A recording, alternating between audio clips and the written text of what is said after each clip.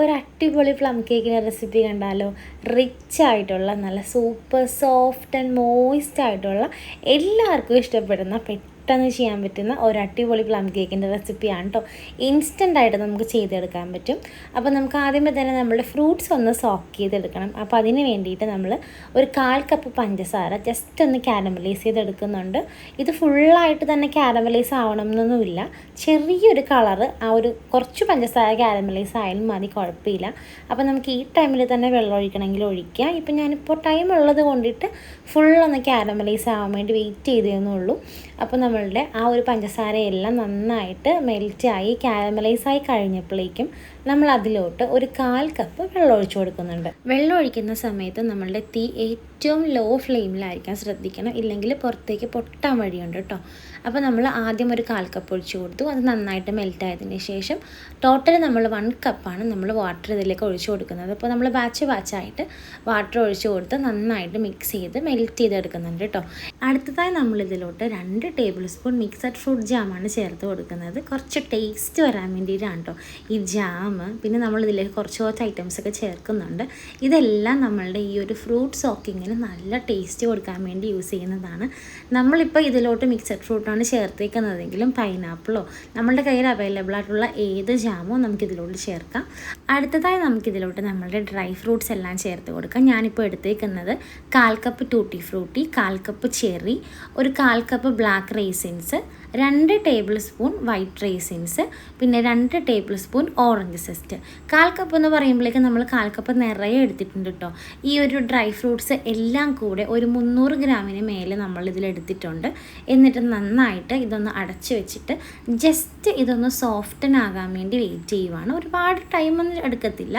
ചെറുതായിട്ട് നമ്മളുടെ വെള്ളം ഒന്ന് ചെറുതായിട്ട് വറ്റി തുടങ്ങി എന്നുള്ളൊരു ടൈം ആകുമ്പോഴേക്കും നമുക്കിത് തുറന്നിട്ട് നമുക്കിതിലോട്ട് കുറച്ച് ഐറ്റംസ് ചേർത്ത് കൊടുക്കാം. ആദ്യമായിട്ട് നമ്മൾ ചേർത്ത് കൊടുക്കുന്നത് നമ്മളുടെ സ്പൈസസ് ആണ്. അപ്പോൾ ഒരു 1/2 ടീസ്പൂൺ പട്ടയും ജാതിക്കയും ഒരുമിച്ച് പൊടിച്ച് വെച്ചത്, അല്ലെങ്കിൽ സെപ്പറേറ്റ് ആണെങ്കിൽ 1/4 ടീസ്പൂൺ വെച്ചിട്ട് ടോട്ടൽ ഒരു 1/2 ടീസ്പൂൺ നമ്മളുടെ ഒരു സ്പൈസസ് നമുക്കിതിലോട്ട് ഇട്ട് കൊടുക്കാം. പിന്നെ നമ്മളിതിലോട്ട് ഒരു 2 ടീസ്പൂൺ ജിഞ്ചറിൻ്റെ എന്താ പറയുക, ഒരു കാൻഡിഡ് ജിഞ്ചർ കിട്ടും. അപ്പോൾ ഒരു കാൻഡിഡ് ജിഞ്ചർ നമ്മളൊരു 2 ടീസ്പൂൺ ചേർത്ത് കൊടുത്ത് ഇത് നന്നായിട്ട് മിക്സ് ചെയ്ത് കുറച്ച് സമയം അടച്ച് വെച്ചിട്ട് ഈ ഒരു വെള്ളമൊക്കെ വറ്റി നമ്മളുടെ ഫ്രൂട്ട്സൊക്കെ ഒന്ന് മിക്സായി ഒന്ന് കുഴഞ്ഞു വരുന്ന ഒരു പരുവമാകുന്നത് വരേക്കും ഇതൊന്ന് വെയിറ്റ് ചെയ്ത് ഇടയ്ക്കൊക്കെ ഇളക്കി കൊടുത്ത് ഒന്ന് സെറ്റാക്കി എടുക്കാം കേട്ടോ. അപ്പോൾ ഇതാണ് നമ്മൾക്ക് വേണ്ട ഒരു പരുവം. അപ്പോൾ ഞാനിപ്പോൾ തീയൊക്കെ ഓഫാക്കി വെച്ചേക്കുവാണ്. കുറച്ച് ഏറ്റവും ലാസ്റ്റ് ഇത്രയും ആ ഒരു സിറപ്പ് ഇതിൽ ബാക്കിയായിട്ടുണ്ട്. നമ്മൾ മൊത്തത്തിൽ ഡ്രൈ ആക്കി എടുത്തിട്ടില്ല. അപ്പോൾ നമ്മളുടെ ഈ ഒരു സിറപ്പ് ഇതിൽ തന്നെ ഇരുന്ന് ഇതിൽ നന്നായിട്ട് മിക്സായി നല്ല ആയിട്ട് വരും കേട്ടോ. അപ്പോൾ നമ്മളിപ്പോൾ ഒരു ദിവസത്തേക്കാണ് ഇത് വെക്കുന്നത്. ഞാൻ പിറ്റേ ദിവസം ആണ് കേക്ക് ഉണ്ടാക്കാൻ ഉദ്ദേശിക്കുന്നത്. അതുകൊണ്ട് ഞാനൊരു പാത്രത്തിലോട്ട് മാറ്റി ഇതൊന്ന് സൂക്ഷിച്ച് വെക്കുന്നുണ്ട്. നമുക്ക് ഈ ഒരു രീതിയിൽ ഫ്രൂട്ട്സ് ചെയ്തെടുത്താൽ 1 വർഷം വരെയൊക്കെ സൂക്ഷിച്ച് വെക്കാവുന്ന ഒരു ഫ്രൂട്ട് സോക്കിംഗ് ആണ് കേട്ടോ നിങ്ങളിപ്പോൾ കണ്ടത്. അപ്പോൾ നന്നായിട്ട് ഇത് എയർ ടൈറ്റ് ആയിട്ടൊക്കെ വെച്ചാൽ അത് നന്നായിട്ട് ഇരുന്നോളും.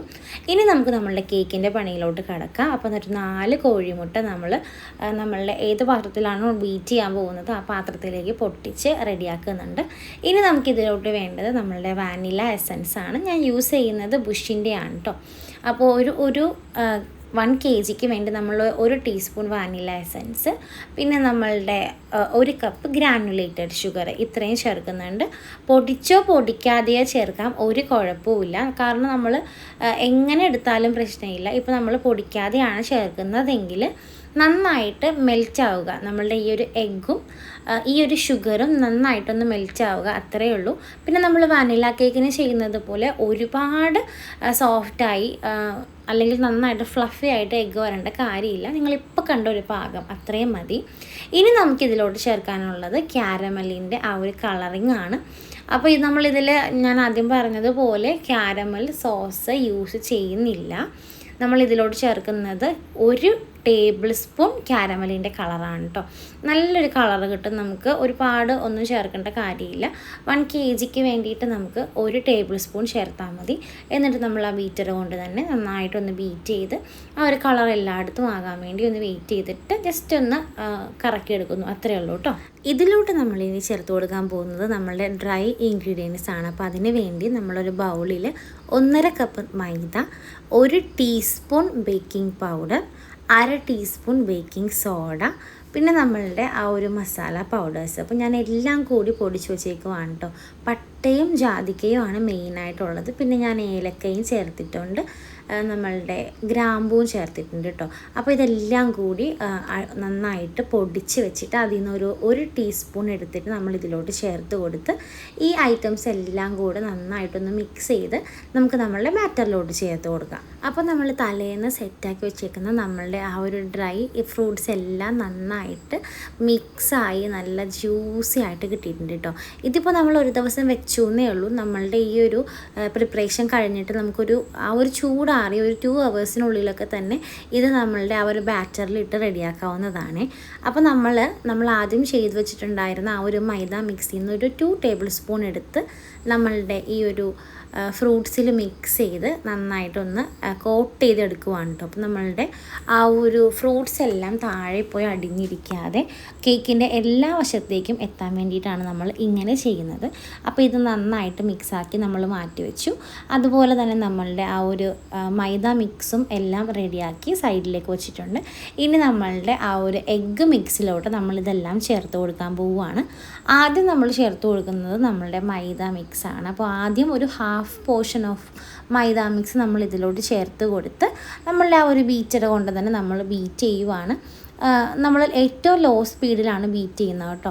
Cut and fold method use ചെയ്യേണ്ടവർക്ക് അങ്ങനെയും ചെയ്യാം. ഞാനിപ്പോൾ എളുപ്പത്തിൽ ചെയ്യാൻ വേണ്ടിയിട്ട് ഇങ്ങനെ ചെയ്യുവാണ്. പിന്നെ നമ്മളുടെ ആ ഒരു ഫ്രൂട്ട്സ് മുഴുവനായിട്ട് നമ്മൾ ഇതിലോട്ട് ചേർത്ത് കൊടുക്കുന്നുണ്ട്.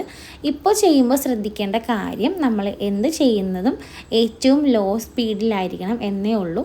ഇപ്പോൾ ഞാൻ സ്പീഡ് നമ്മളുടെ ബീറ്ററിൻ്റെ അല്ല, എൻ്റെ വീഡിയോയുടെ സ്പീഡ് കൂട്ടിയതുകൊണ്ടാണ് അങ്ങനെ കണ്ടത്. ഏറ്റവും ഫസ്റ്റ് സ്പീഡിലിട്ടിട്ടാണ് നമ്മൾ ബീറ്റ് ചെയ്യുന്നത് കേട്ടോ. അല്ലെങ്കിൽ നമ്മളുടെ ആ ഒരു എഗ്ഗിൻ്റെ ഇത് ഫുൾ അങ്ങോട്ട് അടിഞ്ഞു പോകും.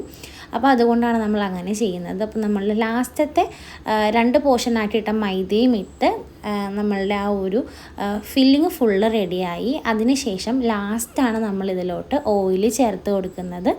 3/4 കപ്പ് സൺഫ്ലവർ ഓയിലാണ് ഇതിലേക്ക് ചേർത്തേക്കുന്നത് കേട്ടോ.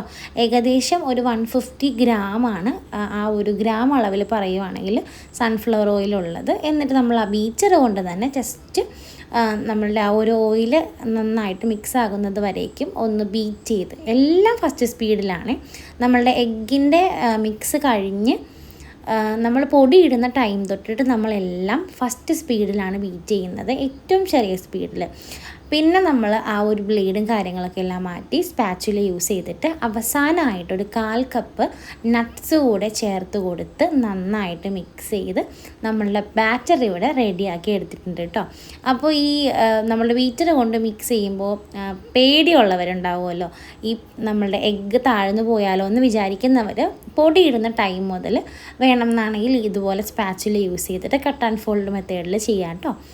എന്നിട്ട് നമ്മൾ നന്നായിട്ട് ഗ്രീസ് ചെയ്തേക്കുന്ന ഓയിൽ പേപ്പറൊക്കെ ഇട്ട് ബട്ടർ പേപ്പറൊക്കെ ഇട്ട് റെഡിയാക്കി വെച്ചേക്കുന്ന നമ്മളുടെ പാനിലോട്ട് ഈ ഒരു നമ്മളുടെ ആ ഒരു ബാറ്റർ ഒഴിച്ചു കൊടുക്കുവാണ്. ഞാനിപ്പോൾ ഇതിവിടെ എടുത്തേക്കുന്നത് 8 ഇഞ്ചിൻ്റെ ഒരു സ്ക്വയറാണ് കേട്ടോ. അതല്ല റൗണ്ട് മതി എന്നാണെങ്കിൽ ഒരു 8 ഇഞ്ചിൻ്റെ റൗണ്ട് എടുത്താലും മതി. നമുക്ക് കറക്റ്റ് ഹൈറ്റും കാര്യങ്ങളൊക്കെയുള്ള ഒരു 1 kgയുടെ കേക്ക് ഇതിൽ നിന്ന് കിട്ടും. പിന്നെ നമ്മൾ ടോപ്പിംഗ് ആയിട്ട് കുറച്ച് നമ്മളുടെ ആൽമണ്ട്സും ടൂട്ടി ഫ്രൂട്ടി ചെറി അങ്ങനെ കുറച്ച് ഐറ്റംസ് എല്ലാം ഇട്ട് സെറ്റാക്കി നമ്മൾ ഓവനിലേക്ക് വെച്ചേക്കുവാണ്. എൻ്റെ ഓവൻ്റെ ടെമ്പറേച്ചർ വെച്ചിട്ട് 160 ഡിഗ്രിയിൽ 1 ഹവറാണ് എനിക്കെടുത്തത്.